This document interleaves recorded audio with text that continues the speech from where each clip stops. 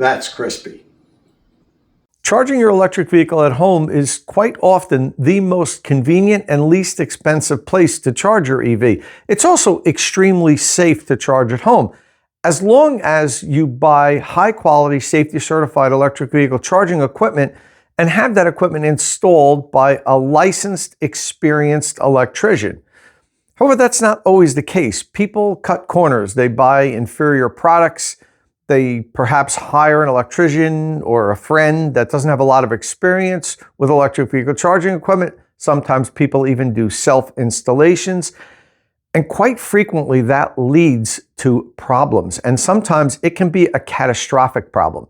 And that's because electric vehicle charging equipment is different than really any other device you have in your house. When your EV is charging, often it's pulling more current than everything else in your house combined. And sometimes more than everything in your house and your neighbor's house at that moment. And it's all going through that one circuit.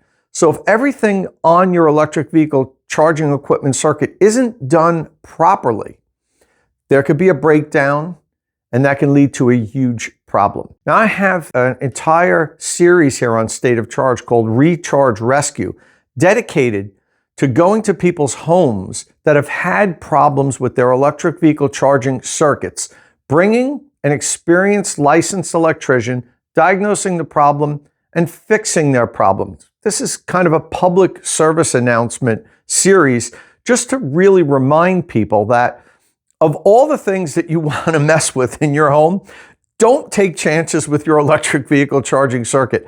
Buy high quality equipment and have an experienced licensed electrician do the installation. My followers reach out to me frequently with problems that they've had. And I got an email recently from Mel, who lives on Bainbridge Island in Washington State. Mel had a problem with his electric vehicle charging circuit, so I decided to make Mel the next chapter in the Recharge Rescue series. So I've got to hop on a plane, fly to Seattle, take a ferry to Bainbridge Island, get to Mel's house, meet my electrician in the area. We'll get into that when I get there. Diagnose and fix Mel's problem. So let's get into it.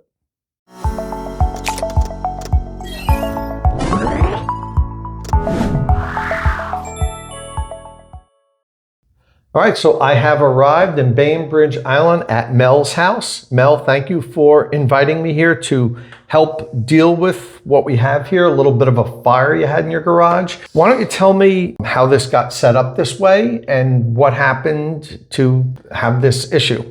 Well, a couple years ago, we had the electricians come in and run a circuit for an eventual EV charger at this location. From the panel, which is here in the garage. It's not very far away. And it's an 80 amp circuit. It is an 80 amp circuit that they put in, which means, I suppose, that we could charge up to 60 amps. This is a 48 to 50 amp charger on an Equinox, which only accepts 48 amps. Right. About 8 months ago, I went ahead and completed the installation of this ChargePoint charger with a discount from our local utility company. Right. And I'd done a fair amount of research altogether about wires and connectors and whatnot. And I thought I was doing just a fabulous job putting this back together, getting great quality connectors and wires that I thought were appropriate for this. But I screwed up somewhere. You know, it caught fire. I was in the kitchen and smelled a little bit of electronic and smoke and whatnot, and came out to the garage, and I could see wisps of the smoke in the air. Knew something had happened. The circuit breaker, the 80 amp circuit breaker, didn't do the break. It didn't break. It won't when there's a fire. mains. Yeah, and I'm surprised it even did. Yes. You can have a raging fire and the breakers won't trip quite frequently. They're not designed to trip if there's a fire. I'm glad that this was entirely sealed up with a cover. And it's a metal box. It's a metal box, and I wouldn't do anything with an EV with a plastic box and whatnot. But I still screwed up somehow here, despite the fact I felt I had done all the work and research. At this point, I wouldn't do more EV work myself. I would hire a Qmerit installer. Yeah, and you know, I'm a do-it-yourselfer. I've said this in many of my Recharge Rescue episodes. I love doing whatever I can around the house myself. I feel like I'm confident that I research things and I can do things that maybe I haven't been trained to. But EV charging is different. It really is. The amount of power and the continuous load that runs through it, you could do all the research you want. If you're not really a experienced electrician that's dealt with this for a long time, you can make an easy mistake, which we're going to talk to Tyler from Switch Electric about next, about what he thinks went wrong here. And just so we're 100% clear, when Mel had the new service put in his garage, and the electrician that did that ran this, they just set the box here because Mel had told him, I'm going to add a charger in the future. So he ran the circuit, an 80 amp circuit here, and terminated it in this box. And then when Mel got the charger, all he did was run this little 1.5 foot of number 6 THM wire, which is correct. And he bought high quality connectors. You didn't just use, twist cap connectors. You bought high quality. So it seemed like he did everything right. But the failure, unfortunately, I believe, was on something that you did. Well, sure, it has to be. I'm the person who put it all together at the end. And even though I used a torque wrench, I probably didn't wiggle the connection around enough at the time. But I think at this point, I wouldn't even try to touch it. I wouldn't. I wouldn't. I just, like I said, you want to play around with fixing plumbing in your house. You want to maybe install a ceiling fan that draws 3 amps. Not that you should. You should always have licensed electricians to work. But I understand people like to do things themselves, and I encourage that as long as you've done enough research and understand what you're doing. But EV charging, no. Don't install any EV charging yourself. I'm telling you, I've seen so many instances where I've gone to people's homes where people have messaged me, emailed me and said, look, I've done a lot of electrical work around my house. I've never had a problem for years, but this thing melted. What did I do wrong? And that's why it's always good to have it done by an experienced electrician and have it inspected too. Pull a permit and have it inspected, because it's just another set of eyes. It doesn't guarantee it's going to be done right, but it's another set of eyes looking at it. And if you have a good inspector, there's good inspectors, there's not so good inspectors. If you have a good inspector, he'll catch things that maybe other people haven't. So, well, I might have called in the original electricians to finish this off, but at the time they were here, they said they didn't really have much experience putting in EV chargers. Yeah. And so it just felt like they weren't going to help much. Yeah. So, well, anyway, we have somebody here today, Tyler from Switch Electric, that has a lot of experience installing EV chargers. He's part of the Q Merit network, and I'm going to bring him in now. He's going to tell us what he's going to do, and then we're going to get to work. Tom, this is fabulous of you, of Tyler, and also of Q Merit. All right, let's get to work. State of Charge is powered by Q Merit, North America's premier installer of electric vehicle charging equipment. After I've helped you decide which charger to buy, follow the link in the description of my videos and have Q Merit install it. And if you do follow that link, Q Merit will waive the $150 installation deposit.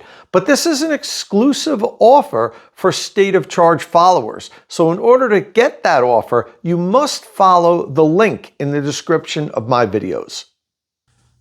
All right, I'm here with Tyler Keyser. He's the president of Switch Electric, part of the Q Merit network. So Tyler, you took a look at this already. Yes. What's your assessment?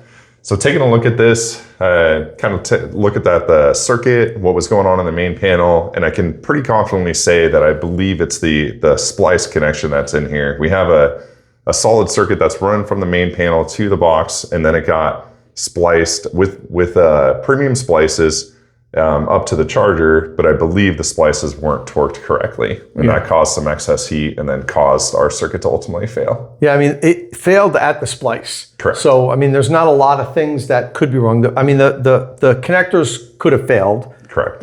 Probably didn't. As you mentioned, when you saw them, you were like, these are actually high quality, melted, good research. Yeah. He ordered good, high quality connectors. Yeah. But if you don't torque them exactly right, what happens is you get the expansion contraction, the screws can back out, right? And or arcing and they'll melt. Exactly. And that's probably what happened. I mean, we're going to really open it up now and get a closer look. I asked you not to open it up because I wanted to get some pictures of it as we were pulling it apart to really look at it. But it's obvious that the failure was at the connector. Absolutely. Yeah, a lot of heat at the connector there. So what's your plan of attack here? This seems pretty simple, straightforward, but what are we going to do? Yeah, so what we're going to do today is the circuit's actually oversized from the main panel to this box. So we're going to give the customer a sub panel in this location.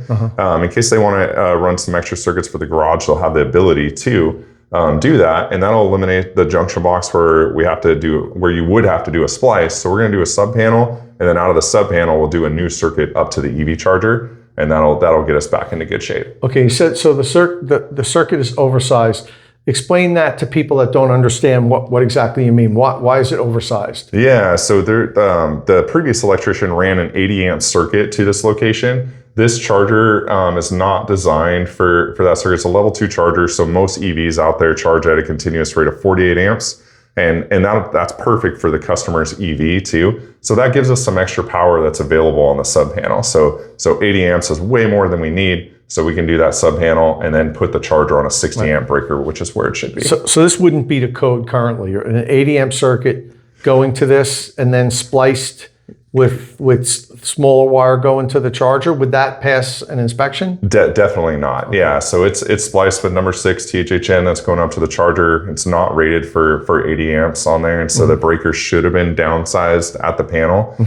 And we could still do that, but instead of doing that, let's not waste the circuit, and we can put the sub panel in there and make some use of it in the future. But that higher powered circuit isn't what caused the failure, because it's only going to it's not the fact that this is an 80 amp circuit. 80 amps wasn't passing through here. It could potentially, but it because the charger in the car was only calling for 48 amps. I just want to be clear about that, right? Absolutely, yeah. It definitely wasn't caused from that, and if it was caused from that, the heat typically would originate at the circuit breaker, and that's where you might have seen the failure. But because we saw this at the splice, this was definitely a splice failure. Okay, well, I'm going to let your guys get to work. Awesome, thank you. Thank you.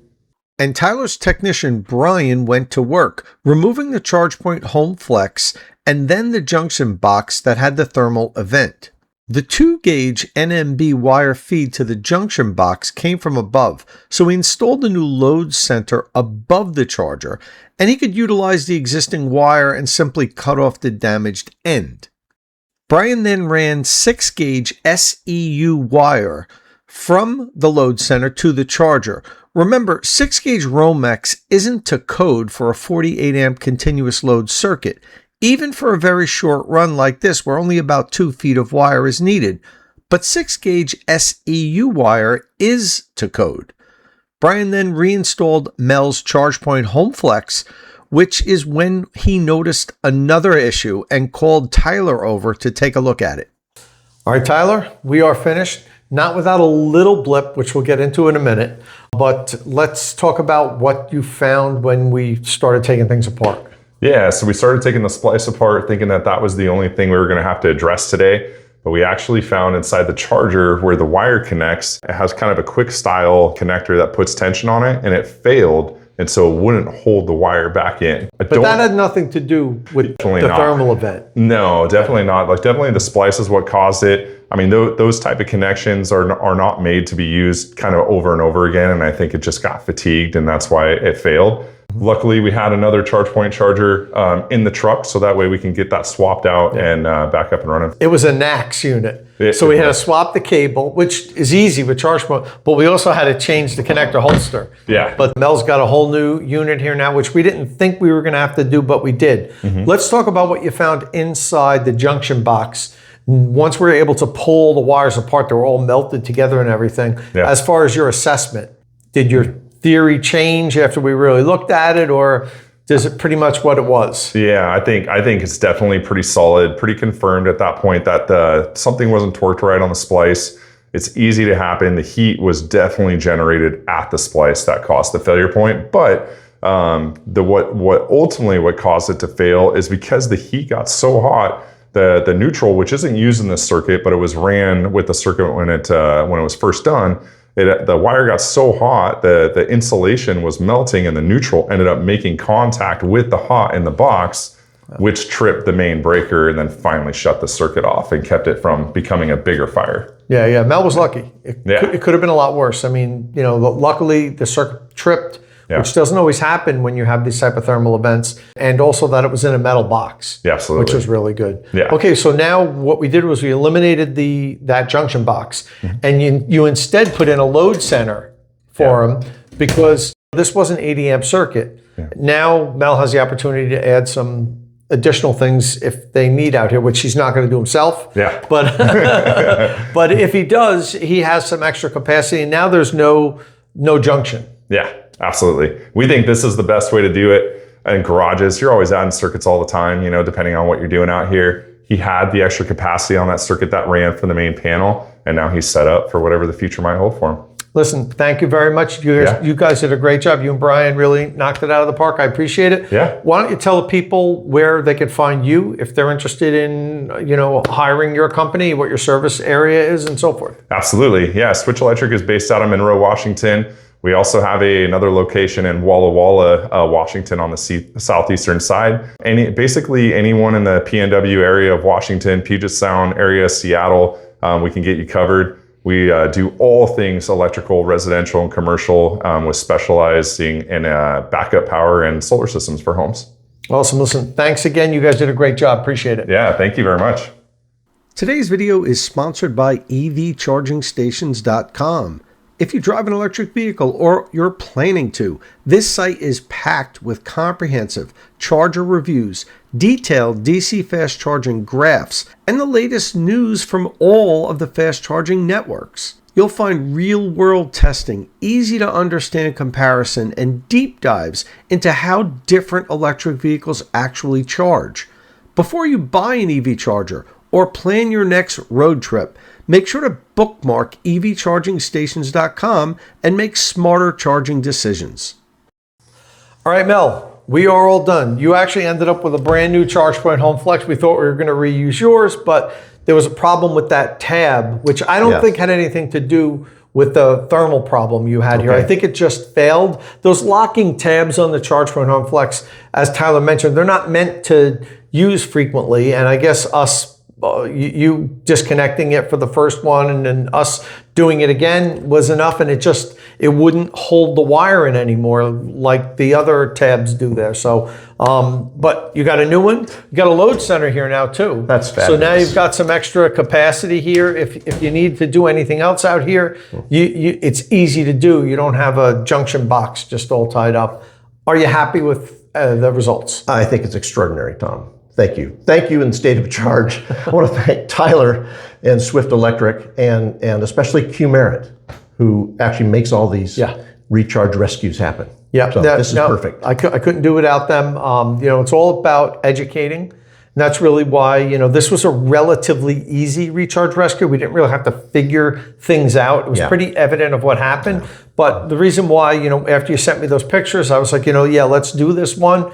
It's just another reminder for people out there that, EV charging circuits are different than anything else. The amount of power that flows through them continuously for many hours is different than any other load in your house. When you're charging your car, this is probably delivering more power than everything else in your house combined at that moment. And even possibly some neighbors' houses. Yes, so even a small problem turns into a critical failure. It doesn't just handle itself like it does with lower power, lower amperage circuits, where it doesn't really get to the point where you have a thermal event like you had here. Listen, the only thing left to do, well, there's two things left to do. One, we're not going to do here. You have to commission this new unit. You have to pair it with your app. But I'm going to let you do that when we leave, because you actually have to then notify your utility, because you have this in a utility program with discounted rates. So you'll do that when we leave. But what we need to do here now is make sure it works. It's great. Let's plug in your Equinox EV, okay? Okay, well, once burned, twice shy. Won't happen again. I think we got you set up. It won't happen again. So open up the garage, and then let's charge the Equinox. Okay, here we go.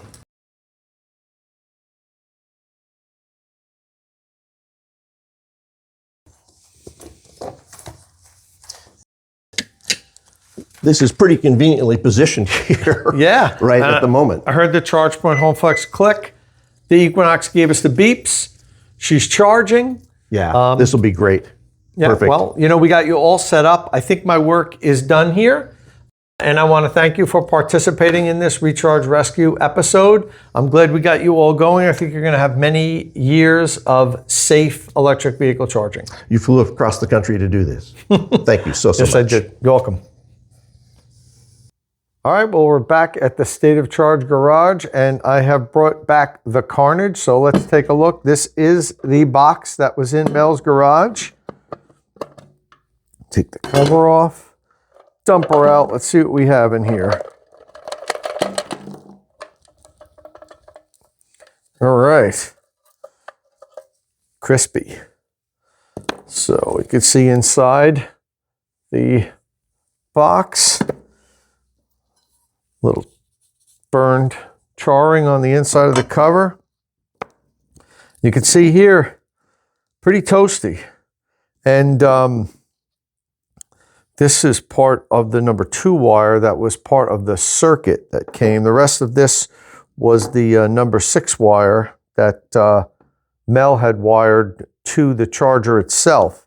And he actually got really lucky that the way that this melted, the way Tyler explained it to me, and as we pulled it open, it seemed evident that the connection that failed was one of the hot wires, but it was leaning up against the unused neutral wire.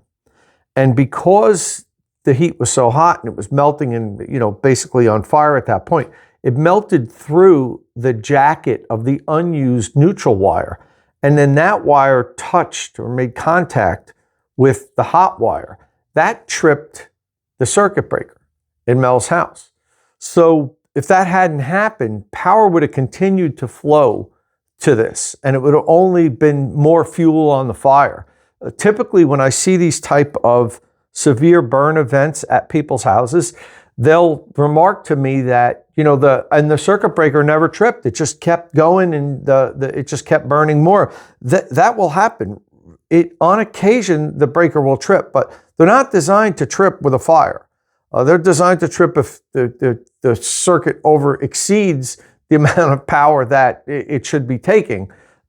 But when it's delivering the right amount of electric and it's just feeding this fire, more often than not, the circuit won't trip. So Mel, this could have been going on for longer that Mel didn't know. And even inside the metal box, if it went on long enough, it could have, the flames could have come out the back of the box where the wires could have melted in his wall. Now all of a sudden, there's a fire behind the wall. And that's very hard to put out. You can't put it out with a fire extinguisher. So he could have been in serious trouble there. And I see this time and time again. This was not a difficult recharge rescue. I knew going into it, we're going to be replacing the junction box, either replacing it or doing one step better that Tyler did, just eliminating the junction box and putting in a load center. Yeah, it costs more. So much better of a solution.